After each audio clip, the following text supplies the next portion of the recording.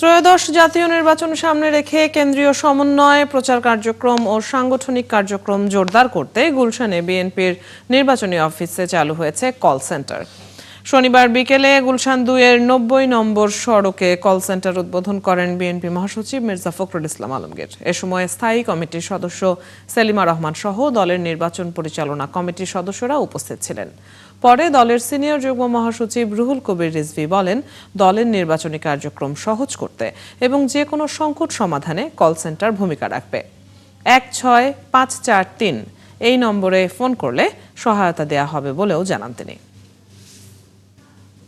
১৬৫৪৩ যে নাম্বারটি বললাম, এই নাম্বারে রিং করে স্থানীয় পর্যায়ে, এটা সারা দেশের জন্য, যে কোনো তৃণমূল পর্যায়ে নির্বাচন সংক্রান্ত কোনো সমস্যা, কোনো অভিযোগ, কোনো প্রশ্ন যদি থাকে, সেখানকার স্থানীয় আমাদের কোনো এজেন্ট বা নির্বাচনী প্রতিনিধি যারা থাকবেন, তারা এই নাম্বারে কল করে তারা তাদের সেখানে উত্থাপিত যে কোনো সমস্যা, তাদের ওখানে সংগঠিত যে কোনো সমস্যা সেখানে কল করে জানাবেন এবং আমাদের ৬ জন অপারেটর সেটি লিপিবদ্ধ করবেন।